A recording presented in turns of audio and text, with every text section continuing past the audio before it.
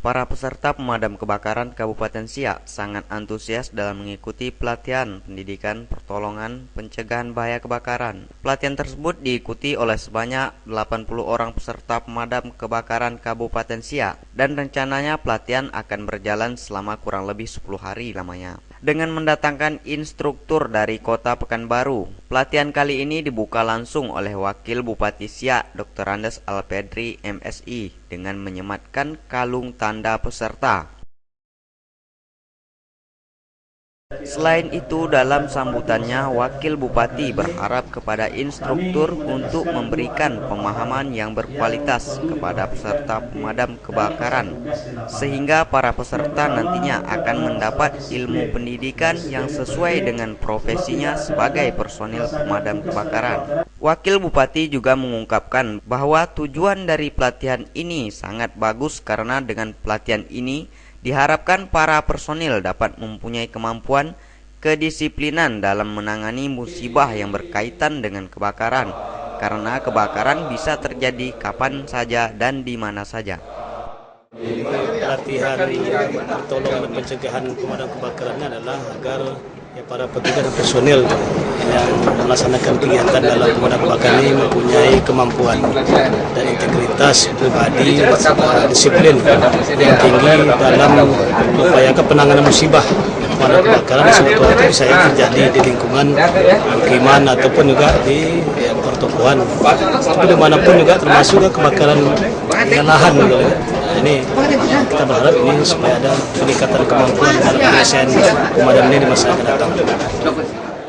Hal yang sama juga diungkapkan oleh Kepala Dinas Pemadam Kebakaran Kota Pekanbaru yang merupakan instruktur pada pelatihan ini. Beliau mengungkapkan bahwa pemadam kebakaran saat ini telah mempunyai wadah yang menghimpun tentang masalah yang berkaitan dengan pemadam kebakaran yang bertempat di Jakarta.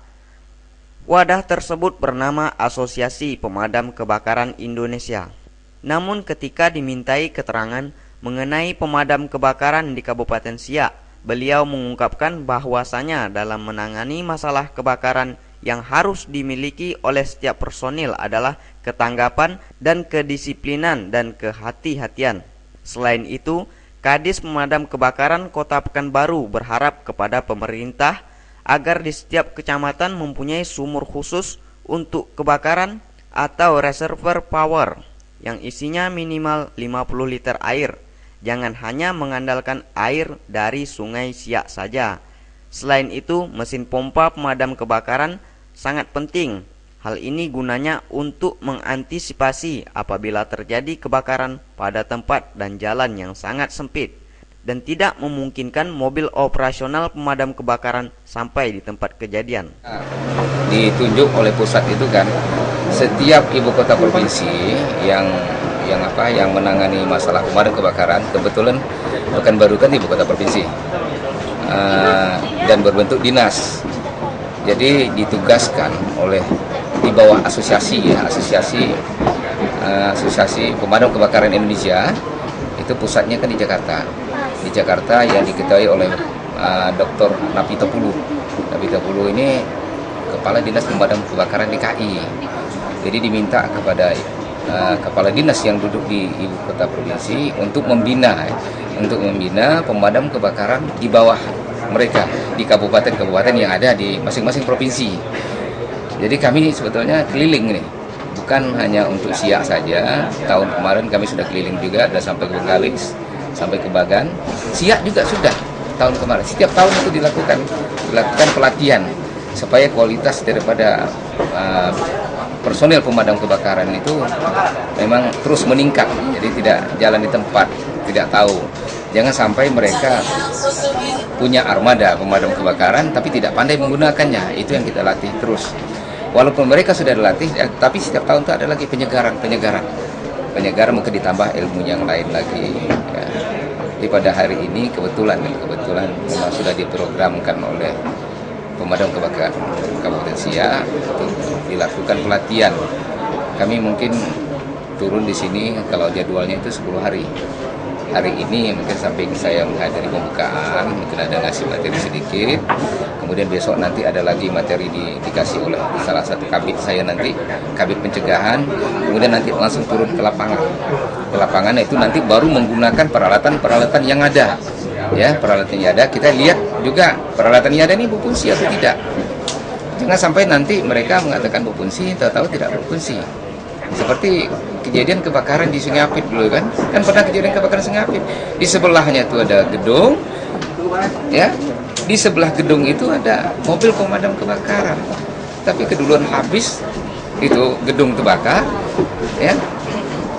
Bagaimana peran dari pemadam kebakaran? Mungkin kesiagaan mereka, apakah mobil mereka ada air atau tidak.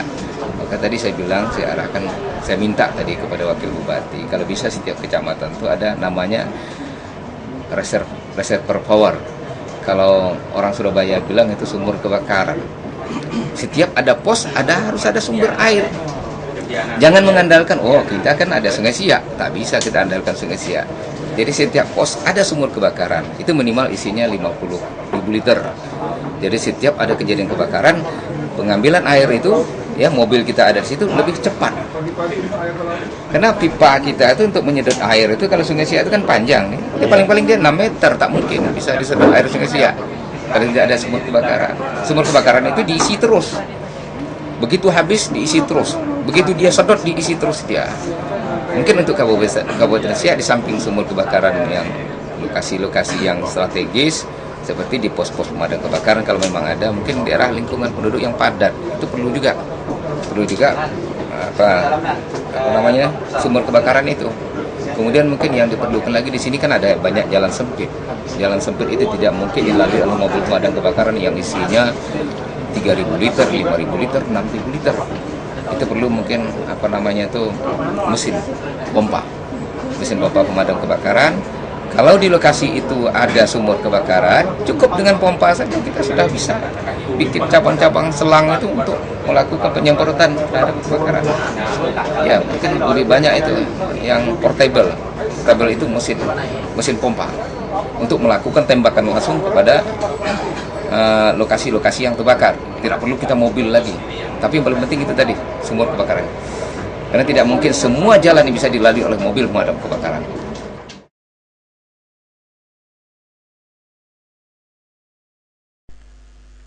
Para peserta pemadam kebakaran selain mendapatkan pelatihan berupa materi, pelatihan praktek di lapangan mengenai cara pencegahan bahaya kebakaran dengan menggunakan alat operasional yang ada.